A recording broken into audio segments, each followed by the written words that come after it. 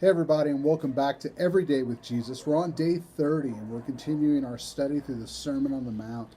And so we're just looking at a few verses today. We're in Matthew chapter 5, verses 33 through 37. And the question we're looking at today is, as a follower of Jesus Christ, how does that impact my speech and the way that I talk and my commitments and the way that I think about God? And so we're going to find that Jesus has a lot to say about this in his section over here on oaths. And so I'm going to encourage you to just pause this video, turn your Bible to Matthew chapter 5, verses 33 through 37, read through that, and then we'll take it apart verse by verse. Well, Jesus is, in this passage, continuing to take Old Testament laws and then talk about how his followers are to live by a higher standard, how they're to actually live above the values, even in the Old Testament. And so he says in verse 33 again, "You have heard that it was said to those of old, 'You shall not swear falsely, but shall perform to the Lord what you have sworn.'" And now, oaths were a part of life in the ancient world. Many times you did not have contracts. There were not even necessarily legally binding things in courts. And so the only way that you would swear, that you would make an agreement with someone else, is that you would say, "I swear as there is a God in heaven, I swear this to you." Because swearing by the name of the Lord. In fact, the book of Hebrews makes the point that when God made his covenant with Israel, it says he had nothing greater to swear by, so he swore by himself. He swore by his own name. And now, this wasn't just true when they would make oaths to one another, but many times people would make oaths to God. And sometimes people still do this today. "God, if you will do this for me, I will do this for you. God, please get me out of this situation. Help me through this difficulty. And if you do, I promise I'll go to church every Sunday. Or I promise I'll read my Bible this year. Or I'll try to be a better person." But the difficulty and the problem with that really is this is not the right way to think about who God is and what our relationship is to God. And I just want to give you a couple passages from the Bible. Both of those are from the Old Testament as well. The one is in Psalm 50, verses 10 and 11. It says that God owns the cattle on 1,000 hills, and every bird of the forest is his. And he says, when you come and make sacrifices before me, it's not because I'm hungry. The reality is we can't add anything to God. We can't contribute anything to God. There is nothing that you could ever do for God that he couldn't do for himself. He does not need you in any way. And sometimes you will hear people even make claims like, "Well, the reason God created man is because he was lonely." And that's absolutely not true. There's nothing. God is sufficient in his own being. And so when you try to say, "Well, God, I'm going to make a deal with you," the reality is you have nothing to bargain with God with. You have nothing that he wants. You have nothing that you could possibly offer him. He called you in a relationship not because he needs you in any way, but because he desires to share his work with you, and it's an act of love. And this will be in much of the same way as, if you have a couple, you have, married couples who have children, you have married couples that don't have children. The married couples that don't have children, they might want children, but they're not insufficient. They're not less a married couple because they don't have kids. They're not less a family because they don't have kids. They don't need kids to complete them. They just want kids, maybe because they want to love them. And the same thing is true about God. He is not insufficient in of himself in any way. So we shouldn't think about God that way. Also, another verse I want to give you comes from the book of Proverbs, and it's Proverbs 19:21, and it says, "Many are the plans in the heart of a man, but it is the purpose of the Lord that will stand." In other words, we also don't have any control over what's going to happen. not only do we not have anything to bargain with, but we can't actually promise God anything because we don't know what's going to happen.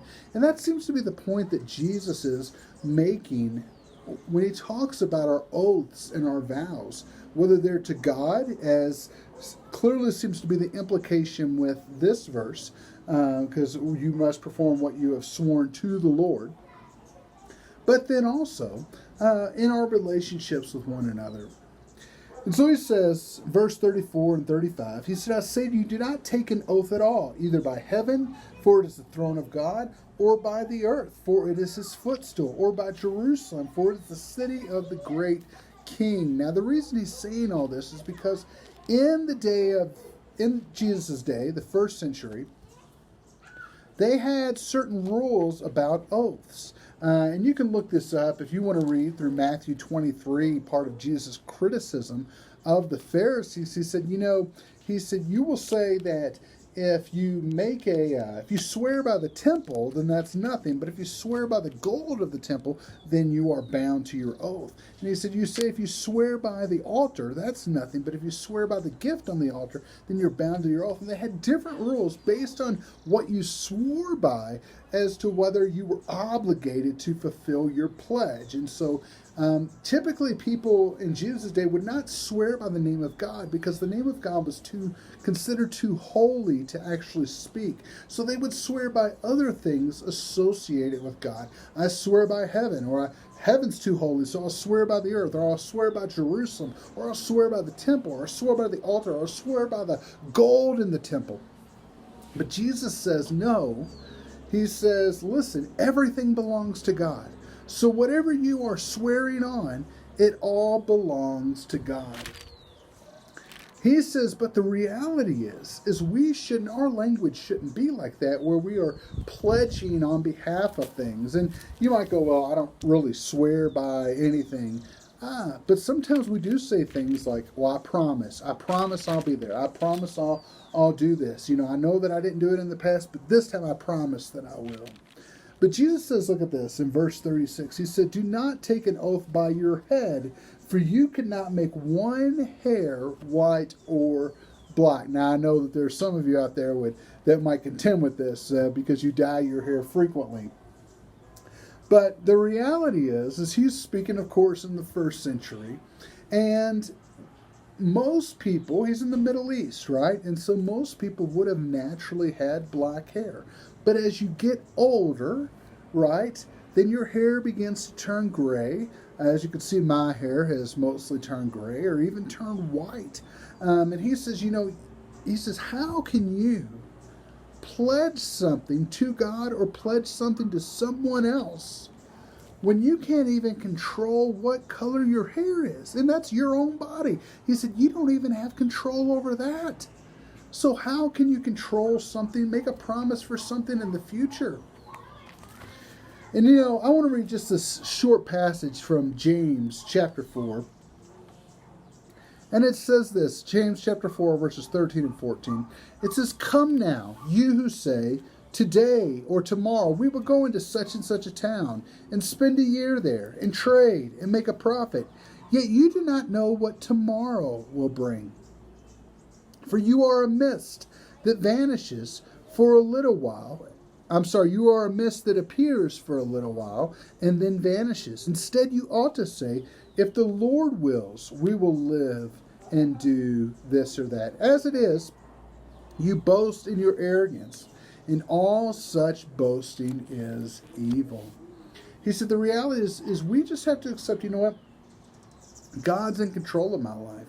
And so I can't tell you that next week or next month or next year I'm going to do this or that, because I don't know what's going to happen over the course of my life. I'm sure probably most of you watching this video, before the quarantine happened, you had plans. You had things you were going to do. You thought, some of you teachers, you were going to go back to school the next day or the next week. And the reality is that hasn't happened, and you don't have any control over what's going to happen in your life. Now, Jesus is not saying we should never make plans, right?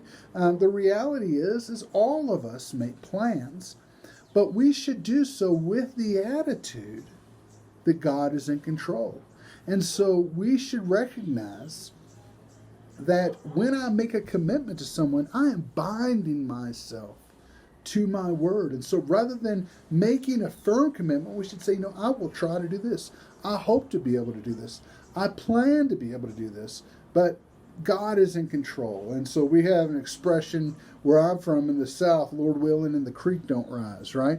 And so that just means, hey, God is in control of the situation. I recognize that I'm not completely in control of the situation.